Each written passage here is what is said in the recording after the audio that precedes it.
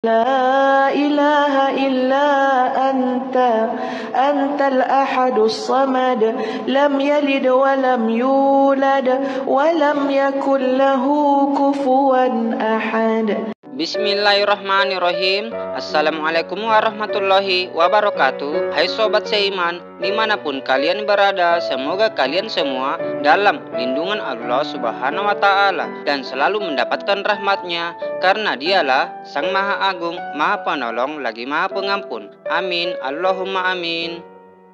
Kali ini saya ingin membahas mengenai seorang pemuka agama yang sangat-sangat biadab kepada jemaahnya. Selain jadi pemuka agama, dia juga menjadi ketua majelis salawatan di Banyuwangi. Tidak sepantasnya seorang pemuka agama melakukan hal yang keji serta melanggar norma-norma agama. Hal keji tersebut ialah menganiaya sampai membakar jemaahnya. Pemuka agama adalah orang yang karena kualitas pribadinya dipercaya dan diberi tugas untuk memimpin umat beragama serta dapat menjalankan kegiatan keagamaan. Setiap agama memiliki sebuah yang khas untuk pemuka agamanya. Dalam agama Islam sendiri, yang disebut pemuka agama adalah habib, kiai, imam, dai, ustaz, dan lain-lainnya. Pemuka agama juga berperan sebagai penerang dan sesepuh bagi masyarakat dan umat. Tapi bagaimana jadinya jika pemuka agama sendiri yang memberikan doktrin-doktrin yang jahat kepada jemaahnya? Ini sangat-sangat tidak pantas untuk diikutinya dan mestinya harus ditegur dan diperingati.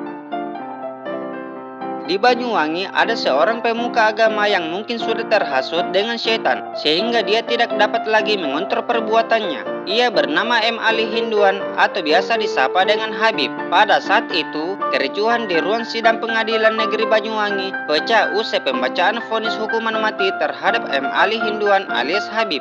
Massa yang hadir di dalam sidang tersebut mencoba mengejar Habib yang mengajukan banding atas vonisnya. Namun petugas dengan sigap segera melindungi dan mengamankan Habib. Habib merupakan terpidana pembunuhan keji terhadap Rosan dan istrinya Siti Jamila serta anak semata wayangnya yakni Dery Pradana. Jenazah ketiganya kemudian dimasukkan ke mobil dan dibakar di hutan Kelancing, Jalan Raya Segobang, Kecamatan Licing, Banyuwangi. Pria kelahiran 1967 itu bukan satu-satunya pelaku pembunuhan keluarga Rosan. Ada 3 pelaku lainnya, yakni Haidori Setiawan, Siwan, dan Andi Aziz. Namun Habib mendapatkan hukuman yang paling berat karena merupakan otak pembunuhan. Habib dikenal masyarakat sebagai pemuka agama sekaligus ketua majelis salawatan di Banyuwangi. Haidori Setiawan, Siwan, dan Andi Aziz adalah jemaahnya. Korbannya pun yaitu Rosan dan keluarganya juga merupakan jemaahnya. Tragedi pembantaian ini berawal saat Habib berutang kepada Rosan sebesar 500 juta. Wow, nominal yang sangat banyak. Utang itu rupanya tak mampu dilunasi oleh Habib, sementara Rosan terus saja menagihnya. Habib pun lalu mempunyai siasat untuk merencanakan pembunuhan kepada Rosan. Mula-mula, Habib memanggil ketiga jemaahnya yakni Haidori, Siwan, dan Andi. Mereka lalu didoktrin bahwa keluarga Rosan adalah rentenir zalim yang kerap meminjamkan uang kepada seseorang dengan bunga yang sangat tinggi.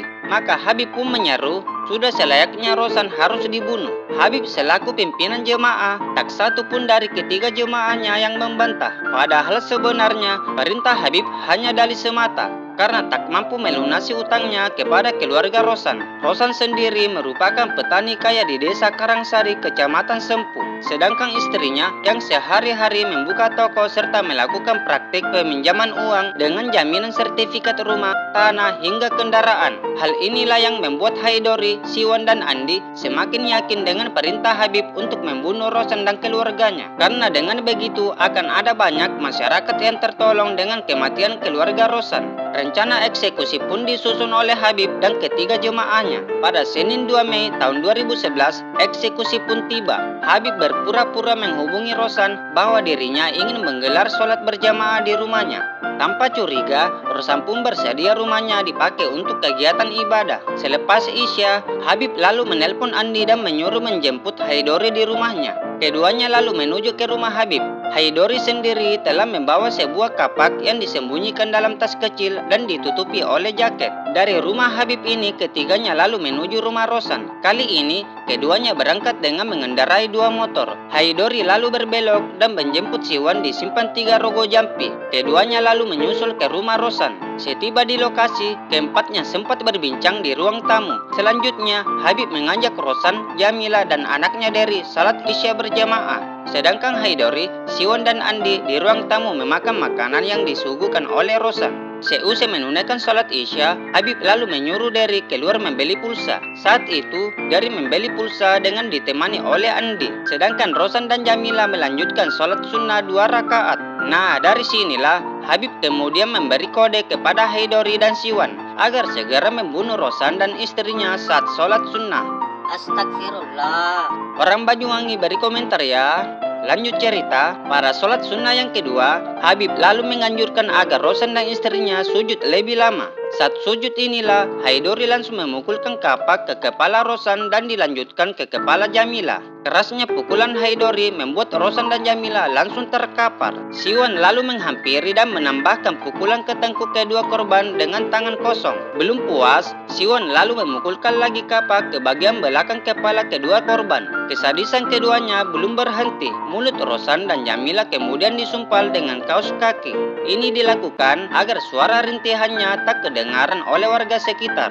Habib selanjutnya memerintahkan kepada Haidori untuk menggotong tubuh Rosan dan Jamila untuk dimasukkan ke bagian belakang mobil Isuzu Panther milik Rosan di garasi. Sesudah memasukkan tubuh Rosan dan Jamila, Haidori lalu mengambil tas berisi berkas dan sertifikat milik masyarakat yang dijaminkan. Barang-barang ini kemudian ikut dimasukkan ke bagian belakang mobil, bercampur dengan tubuh Rosan dan Jamila yang bersimbah darah. Tak lama setelah kejadian itu, Dery dan Andi lalu tiba di rumah. Dery yang tidak menyadari adanya bahaya, ia lalu masuk ke rumah, sedangkan Andi tak ikut masuk dan hanya berjaga di depan pintu. Pada saat Dery masuk, sekonyong-konyong Dery langsung dijerat dengan kabel dan dilanjutkan dengan pukulan kapak tepat pada bagian kepala belakang Dery.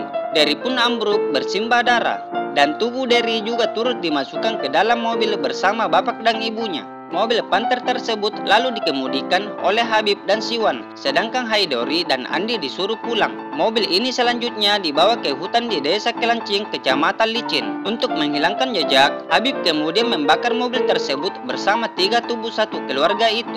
Kerangka mobil bersama 3 tubuh yang hangus itu kemudian ditemukan oleh warga 2 hari setelah kejadian tersebut. Penemuan itu langsung menggegerkan warga Banyuwangi. Jenazah ketiganya kemudian dievakuasi ke RS Bayangkara Surabaya dan diketahui sebagai Rosan, Jamila, dan Dery. Tak butuh waktu lama, polisi segera melakukan penyelidikan dan menangkap Haidori dan Andi di tempat persembunyiannya. Haidori dan Andi lalu divonis masing-masing 18 tahun dan 13 tahun penjara. Vonis ini lebih rendah dari tuntutan jaksa yang menuntut Haidori dengan hukuman mati dan Andi 18 tahun. 1 tahun kemudian, setelah pembunuhan itu, polisi lalu menangkap Habib, otak dari pembunuhan tersebut. Ia ditangkap saat berada di kota Pasuruan pada Selasa 8 Mei 2012 sekitar jam 4 sore. Habib selanjutnya jadi pesakitan di pengadilan dan dijatuhi hukuman mati pada Rabu 28 November 2012. Sedangkan satu pelaku pembunuhan lainnya yaitu Siwan tak pernah tertangkap hingga saat ini dan ditetapkan sebagai DPO. Siwan sudah sempat diamankan di Polsek Sempu beberapa hari setelah kejadian. Namun ia berhasil kabur saat menjalani pemeriksaan. Siwan kabur dengan modus berpura-pura lapar saat diperiksa dan ia pun kemudian diizinkan keluar untuk membeli makanan dan dari situlah ia tak pernah kembali lagi. Beberapa hari kemudian Siwan terdeteksi berada di Malaysia. Meski begitu, sampai kini ia tidak pernah tertangkap lagi. Sedangkan Habib hingga saat ini belum dieksekusi meski putusan hukuman mati sudah ingkrah.